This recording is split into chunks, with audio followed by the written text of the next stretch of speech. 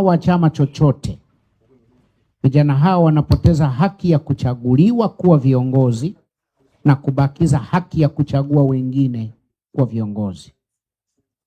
Katika mazingira ambamo hakuna uhakika wa kura zao kuheshimiwa, hata haki yao ya kuchagua inapokonywa. Na hapa tunamaanisha katika mazingira ambapo watu wengi wanaamini kwamba tume si huru, haki mahakamani kwa masuala ya uchaguzi ni ghali sana, na rushwa zimezagaa kila kona, kijana kuweza kupambania haki yake ya kuchagua au kuchaguliwa ni ndoto. 3, matokeo yake vijana wengi wanaamua kutopiga kura kwa maana hawawezi kupigiwa kura. Si wanachama, kwa hiyo hawawezi kupigiwa kura. Na walio wanachama wakipigiwa kura hawana uhakika wa kutangazwa. Wasipotangazwa hawana uwezo wa kifedha wa kukata rufaa kuitafuta haki yao iliyopokonywa. 4, nalitambua pia kutokana na hali hiyo, vijana wengi wanaamua kutumiwa na vyama vya siasa, wanageuzwa machawa na mawakala wa kuiba au kulinda kura za wasio vijana. Kwa tafsiri nyingine, vijana wanatumika kuchimba makaburi yao wenyewe kwa kutumiwa na watu wasiokuwa vijana. 5, nalitambua ili kukidhi matakwa ya kanuni na ili ionekane kuna uwakilishi wa vijana katika michakato yetu ya kidemokrasia. Kwanza, kukidhi matakwa ya kanuni kwamba vijana waonekane wapo, na ili ionekane vijana wamewakilishwa katika michakato yetu ya kidemokrasia. Vijana maalumu wenye majina maalumu kutoka tabaka maalumu ndio wana nafasi ya kumudu gharama na vikwazo mbalimbali ili kuchaguliwa au kuteuliwa kuwa viongozi katika jamii. Watanzania wengi, kundi la 6, Watanzania wengi ni watu wa imani. Kwa hiyo wanaamini kwamba wapo vijana hawa wenye imani, na mimi nikiwemo humo, tunaamini kwamba wapo vijana wenye vipaji na karama ya uongozi nje ya hilo kundi linaloitwa maalumu. Historia inatufundisha bila mashaka kwamba Mungu huwainua watu kutoka tabaka la chini lisilojulikana na wala kuwa maarufu. Anawainua. Mungu hakuumba viongozi na kuwarundika katika chama kimoja tu, katika ukoo mmoja tu, katika eneo moja tu, katika kabila moja tu, katika jinsia moja tu, au tabaka moja au dini moja tu. Hapana. Wametawanyika katika makundi mbalimbali. Kwa hiyo ni upotofu kudhani kwamba wenye uwezo na vipawa vya kuongoza wako katika kundi fulani tu. Namba 7, nimepata fursa ya kuongea na viongozi wa vijana toka vyama vyote, dini zote na wenye viwango mbalimbali vya elimu. Viongozi hao ninapoongea nao, na wengine nawaona hapa, wamejaa uoga unaoitwa utii. Wanaongoza kundi la vijana waoga wenzao waliokata tamaa na kukimbilia majibu mepesi yanayoitwa miujiza au kupata utajiri kwa njia rahisi na connections. Kundi hili la vijana, licha ya kukabiliwa na changamoto rukuki, liko njia panda kwa sababu ya elimu duni isiyowezesha fikra tunduizi, critical thinking. Mfumo wetu wa elimu usiowezesha fikra tunduizi ugeuka kuwa gereza na nyenzo ya kuwafanya vijana kutoweza kufanya mabadiliko na kuishia kubadilishwa na kila upepo unaopita. Sasa tuangalie kidogo kuhusu vijana na uongozi wa taifa letu. Historia ya dunia inaonyesha kwamba miundo na miundombinu yote ya utawala na uongozi katika jamii imeasisiwa katika dini. Uwe uimra, ufalme, udikteta, demokrasia, vina mizizi yake katika historia ya dini zetu hizi mbalimbali. Kwa hiyo kwa wema au ubaya, dini zina mchango mkubwa katika dhana mbalimbali za uongozi. Lakini kutokana na mabadiliko yasiyo na vidhibiti mwendo, yaani utawala, hivi sasa dini zinaiga au kushawishiwa na mifumo huria ya kijamii kuliko jamii inavyoiga kutoka kwenye dini. Yaani meza imegeuka. Meza imepinduliwa. Zamani tuliiga kutoka kwenye dini, sasa dini ndiyo inayoiga kutoka kwenye jamii. Kisima cha ushawishi cha dini kimekauka. Kwa hiyo siku hizi si ajabu kukuta vijana wa kidini wakiiga jinsi viongozi wa UVCCM au Bavicha au Ngome wanavyofanya na kutumia mbinu zao kuongoza vijana wa dini. Hii ina maana jamii huria imekuwa ndio role model wa dini. Kwa kizazi cha vijana ambacho kimekuta taasisi familia imesambaratika, mafundisho ya dini yameisha, na haki za binadamu zimekinyang'anya kijiji wajibu wa kumlea mtoto asiye wa kwako, ni vigumu kupata viongozi wanaotimiza vigezo tulivyovikariri toka zamani. Hivi sasa tuna kizazi kisichosikiliza hotuba, kisichoogopa laana wala kuheshimu watu wazima kwa kufuata kigezo cha utu uzima. Hicho kizazi mnachokisikia ndicho hicho kinachoitwa Gen Z. Role model wa vijana hao wa Gen Z, role model wao sio Yesu tena, sio askofu, sio mtume, sio mchungaji wala padre. Kisiasa, role model wao sio ruling class au ruling party. Role model wa vijana wengi ni superstars, wacheza filamu, wasanii, wanamitindo, wachekeshaji na wanamichezo mashuhuri, ndio role model wao. Kwa sasa TikTok ina ushawishi mkubwa kuliko vyama vya siasa na taasisi nyingine tulizozizoea. Baadhi ya taasisi fulani tulizodhani ni takatifu mno zimelazimika pia kutumia TikTok ili kuwafuata vijana huko waliko. Mabadiliko haya yanahitaji mabadiliko ya fikra na namna ya kuutazama uongozi. Vijana hao wanahitaji kukabiliana nao kwa hoja, kwa takwimu na kwa ukweli kuhusu kinachoendelea. Matumizi ya nguvu, ya risasi, ya mabomu, ya vitisho na propaganda vinachochea uasi zaidi kuliko usikivu na udadisi wa vijana. Katika maandalizi ya kongamano hili nimetumia sampuli hafifu lakini yenye mwelekeo wa kujua sehemu ya kinachoendelea katika mitazamo yetu. Baadhi ya vijana ambao nimeongea nao wameniambia haya. Wanasema matendo ya viongozi wa kanisa,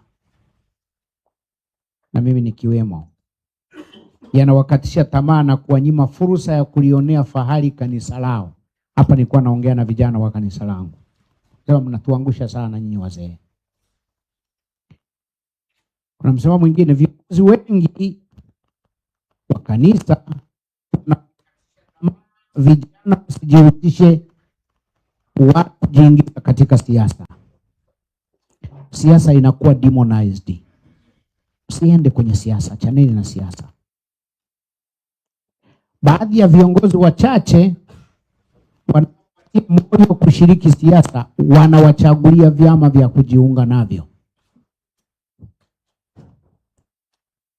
Kijana akienda kuomba ushauri kwa wazee kwamba naye anataka atie nia, kuna nafasi ya mwenyekiti wa mazishi imekuwa wazi, anataka agombee.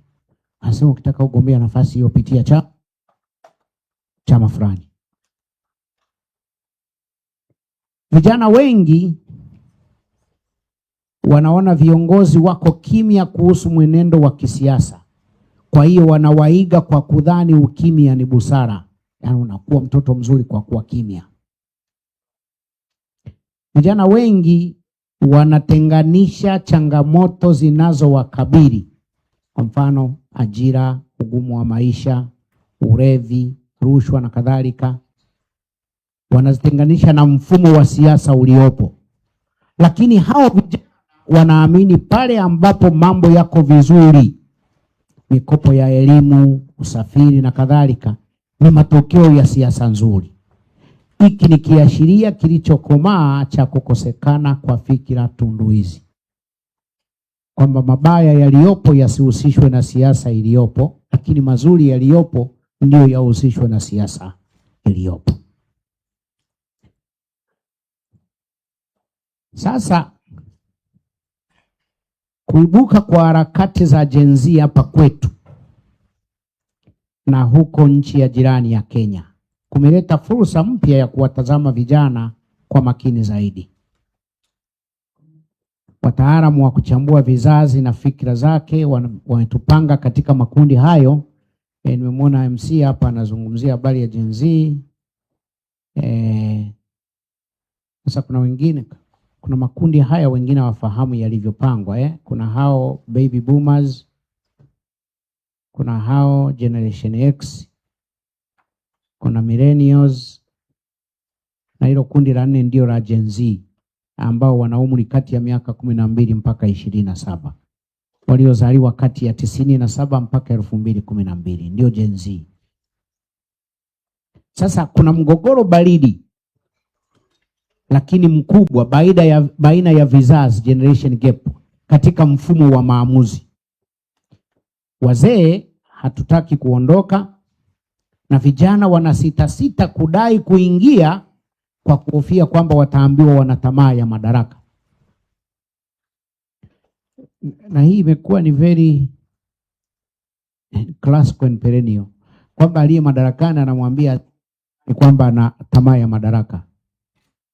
Yaani huyu yuko madarakani alafu anamwambia asiye madarakani kwamba ana tamaa ya nini? Sasa hapo mwenye tamaa ya madaraka ni nani? Aliye madarakani au ambaye yuko nje ya madaraka?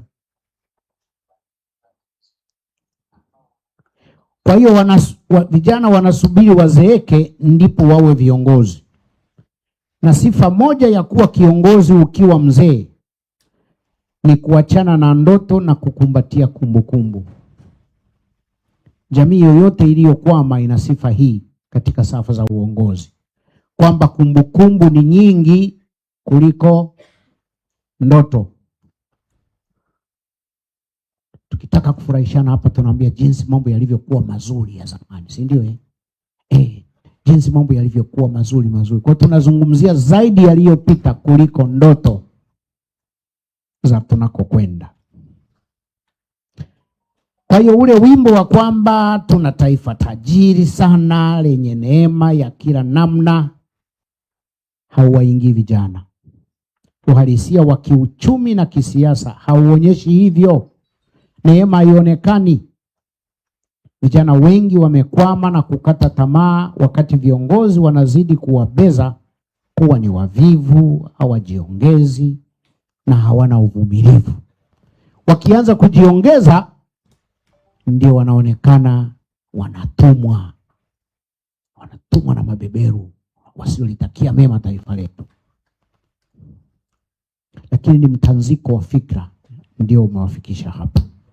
Sasa nina mialiko kadhaa huo wa hali ya vijana katika jamii. Napenda nilete mialiko kadhaa pande zote tatu za mada yetu. Kuhusu elimu ya uraia, kwa sababu za kimazoea na historia ya kusisitiza umoja usio na gharama, elimu ya uraia kwa taifa letu imejengwa katika kusisitiza wajibu kuliko haki. amani bila kusisitiza haki na utii wa sheria, submission bila kuhoji, ndio msisitizo. Raia mwema ni yule anayepokea maelekezo bila kuhoji. Elimu ya namna hii ni sumu na kikwazo kwa maendeleo ya vijana. Kijana asiyehoji ana walakini, na kiongozi asiye tayari kujibu amepoteza uhalali wa kuongoza, hata kama atashikilia uongozi kwa gharama yoyote. Kwa muktadha wa mada yetu na hali halisi ya taifa letu, tukizingatia mtanziko tulionao kisiasa na kiuchumi, elimu yetu ya uraia inatakiwa kuwa na sifa zifuatazo ambazo ninawaalika kuzingatia, na kina Profesa Ichumbaki ambao mnashughulika na vijana pale chuo kikuu na vyuo vikuu vingine, mnahitaji kuwasaidia vijana. Mnahitaji kuwasaidia. Siku hizi tumekuwa tunawabeza kina Ichumbaki kwamba chuo kikuu kimekuwa nini? Extended what? Extended high school. Ni kwa sababu mnatoa vijana ambao hawafanyi nini? Hawahoji. Elimu hiyo imsaidie kijana kuhoji kuliko kupongeza. Imsaidie kushiriki kuliko kujitenga. Imsaidie kujiamini kuliko kuwaamini viongozi. Always kijana hold viongozi in suspicion. Hata kama wanafanya vizuri, hold them in suspicion. Ndio wajibu wako kama kijana. Kuwajibika na kuwajibisha.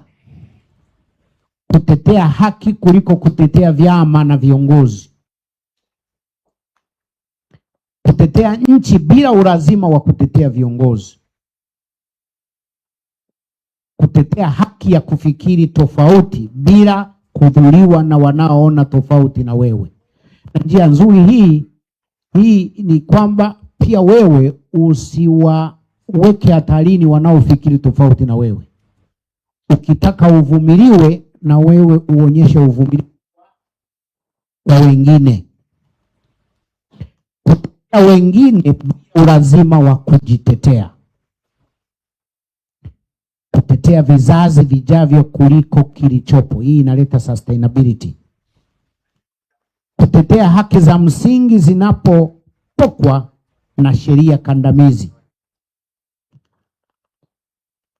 Wanasheria wako hapa, wanaweza kutuelimisha. Kuna kitu kinaitwa bad laws. Na mimi mwalimu wangu aliniambia the highest level of obeying bad laws is to disobey them.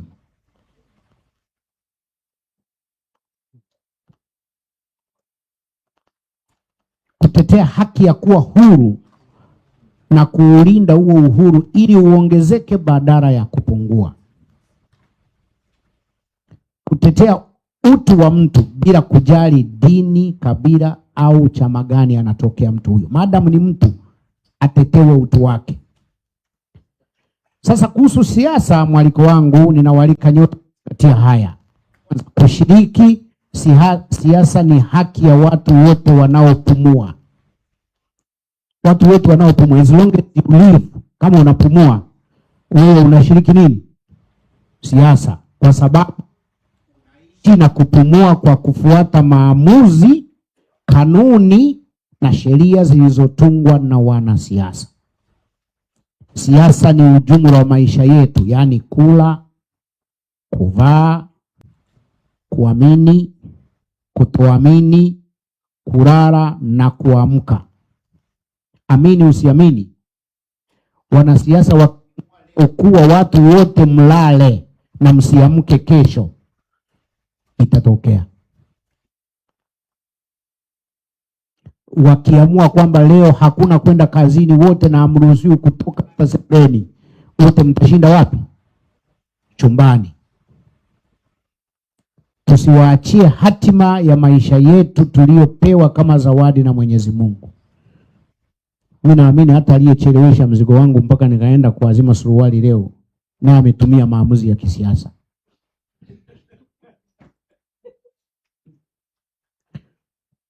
Maliko,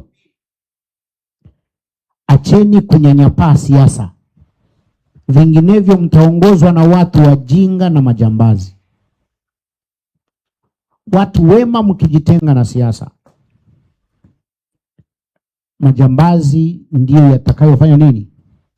Yatakayotuongoza. Mimi nimeshuhudia hivi hapa. Mimi nimeshashuhudia siku za karibuni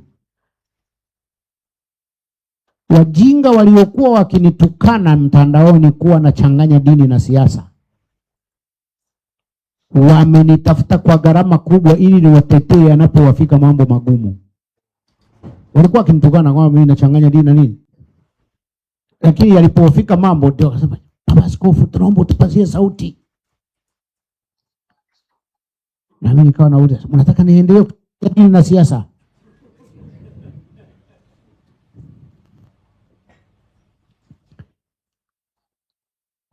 Msikubali kuwa watumwa wa vyama na viongozi wake.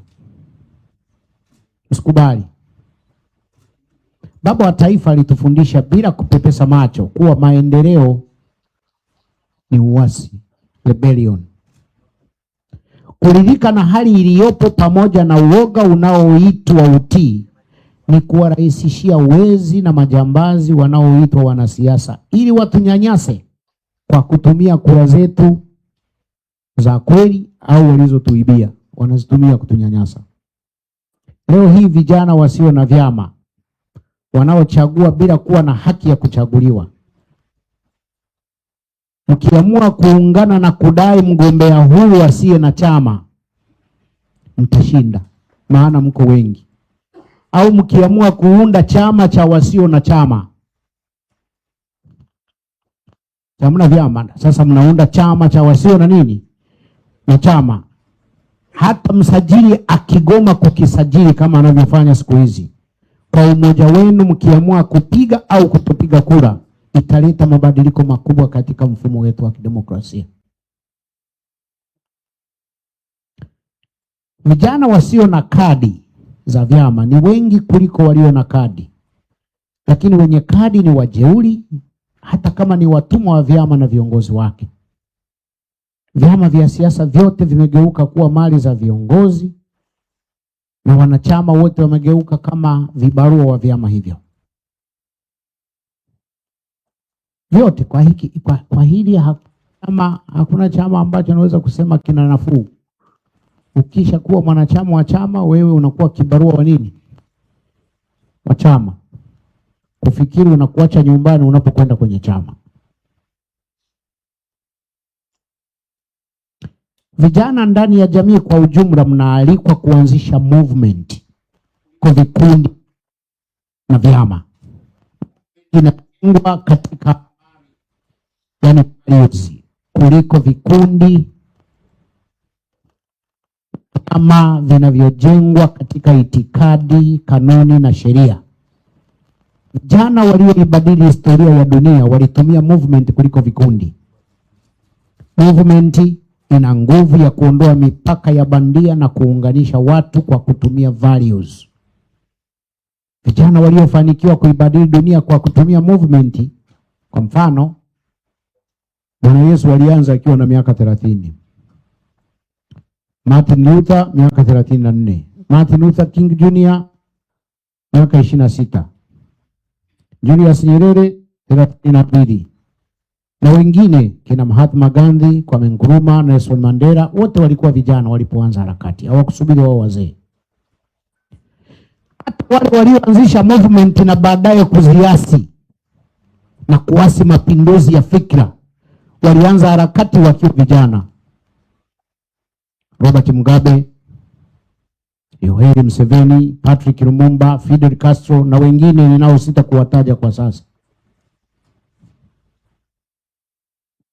Sasa kuhusu uongozi, namaliza na kusema wazi na kwa masikitiko kuwa eneo hili ndilo lenye utata mkubwa. Mimi natokea kanisani, na huko ndani ya kanisa tumefundisha na kusisitiza uongozi wa kitumishi, servant leadership. Kwenye jamii tumesisitiza uongozi wa kizalendo, patriotic leadership. Lakini pande zote hali haijakaa vizuri.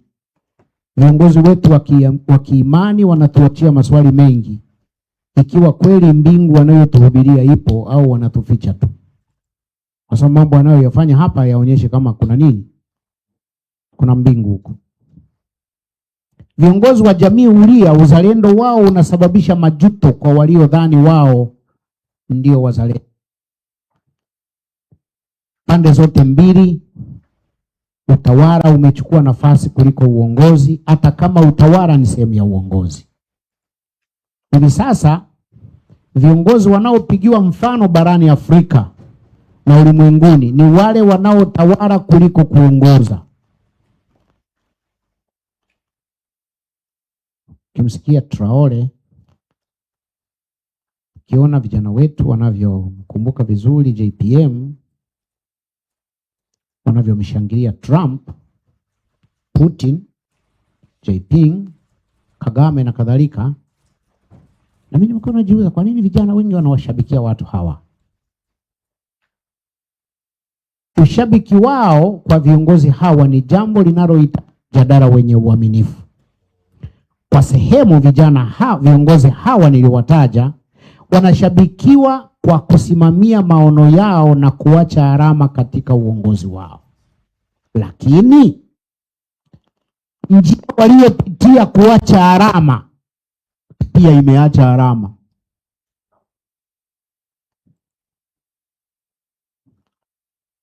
Sijui kama mmenielewa hapo. Hawa wanaoshangiliwa kwamba wameacha alama, njia walioipitia kuacha alama, pia njia hiyo imeacha nini? Imeacha alama. Kwamba wanaizoesha jamii kutothamini nadharia za utawala bora, utawala wa sheria na haki za binadamu. Aidha, wanawafanya vijana kupuuza umuhimu wa taasisi na kuthamini watu binafsi wenye nguvu bila ushawishi. Afrika ina deni kubwa mbele ya dunia la kuieleza.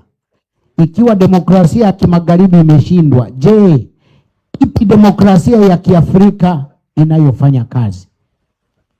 Napenda sana kuaccommodate hiyo argument. Na nimesikia demokrasia za magharibi hizi ya Kiafrika